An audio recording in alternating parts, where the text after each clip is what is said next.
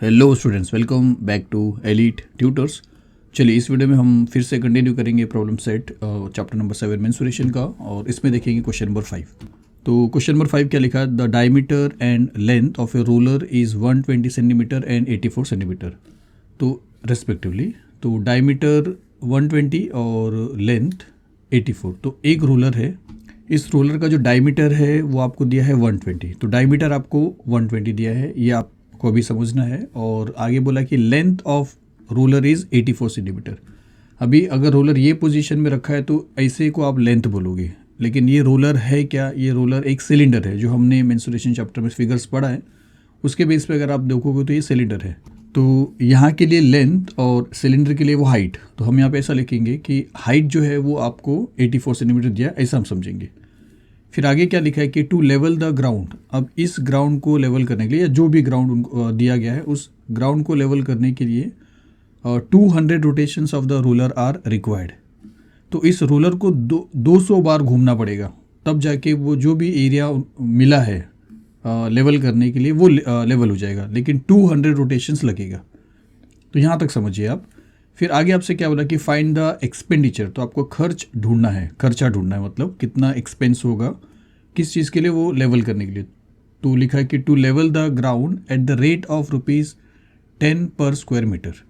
मतलब अगर 1 square metre का 10 रुपया दिया जा रहा है तो पूरे ग्राउंड को लेवल करने के लिए कितना रुपया खर्च होगा, ये आपको फाइंड आउट करना है।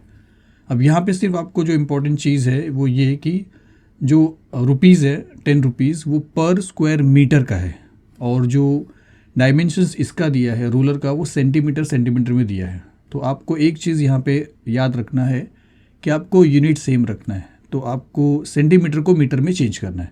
वो आप इनिशियली भी कर सकते हो अभी भी, और आप बाद में भी कर सकते हो, तो हम बाद में करेंगे, लेकिन ये आप याद रखो कि सेंटीमीटर को मीटर में कन्वर्ट करना है। दूसरी बात है कि इतनी चीज़ को फिलहाल अगर हम छोड़ दे रहे हैं अभी कि एक्सपेंडिचर कितना होगा, तो उसके पहले ये जो लिखा है इसको थोड़ा समझेंगे कि एक एक रोलर का डायमीटर दिया है और उसका लेंथ मतलब हाइट दिया है, और वो 200 बार घूमने वाला है।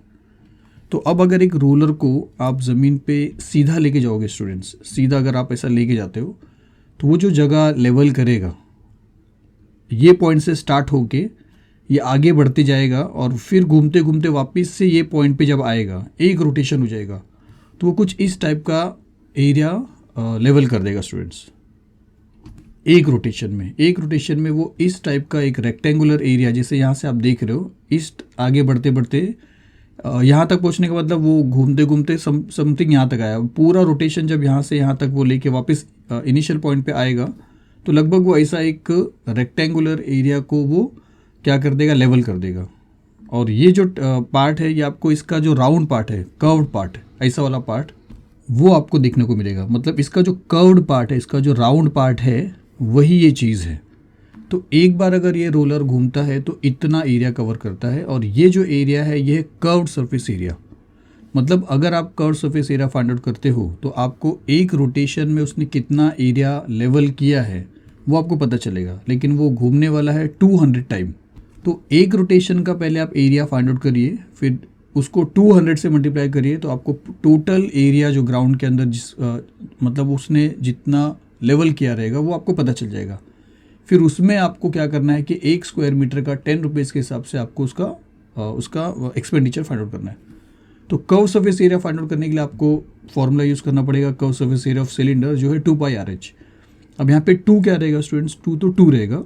मैं एक बार कैलकुलेशन बता रहा हूँ, फिर हम फाइनली देखेंगे। पाई का वैल्यू आप ले लोगे 22/7, फिर इंटू रेडियस। अब ये डायमीटर आपको दिया है, आपको रेडियस चाहिए, तो डायमीटर अगर 120 है तो रेडियस कितना हो जाएगा स्टूडेंट्स? रेडियस उसका हाफ हो जाएगा, 60। आप जानते हो रेडियस डायमीटर का हाफ है।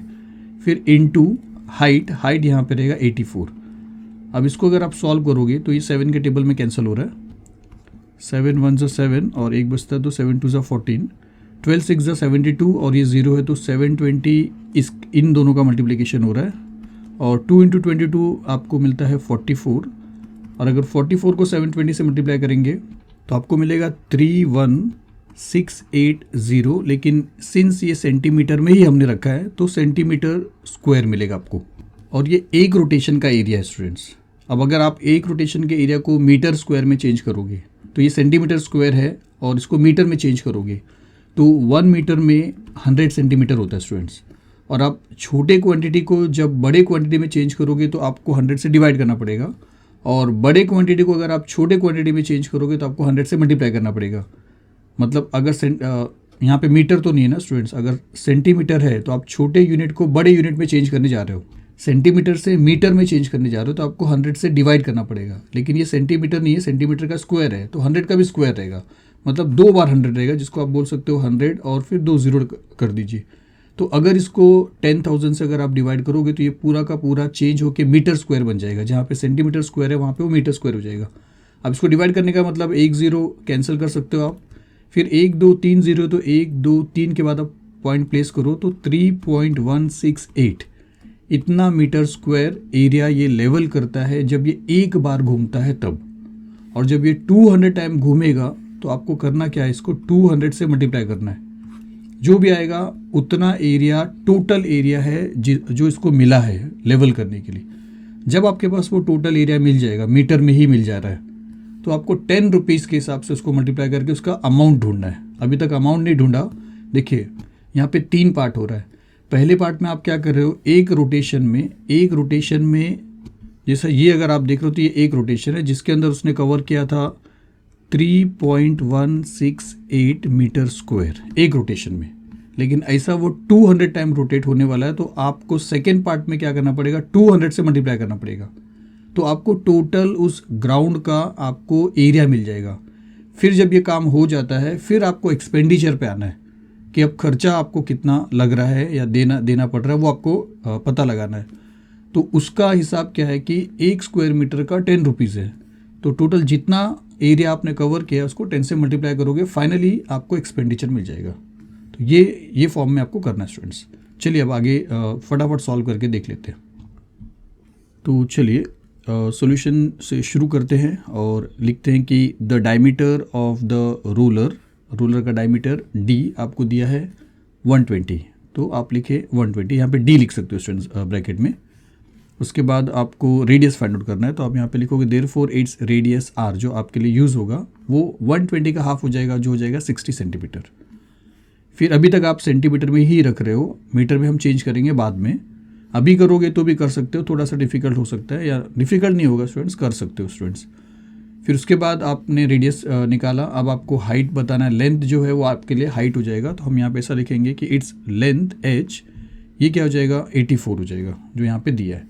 तो अब यहाँ पे एक रोटेशन में जो एरिया वो कवर करेगा वो पहले आप फाइंड आउट करोगे। तो आप ऐसा लिखोगे कि curve surface area of the ruler which is equal to 2πr, ये एक रोटेशन का है। तो अब यहाँ पे इसको सॉल्व करके फिर से एक बार मैं आपको बता रहा हूँ।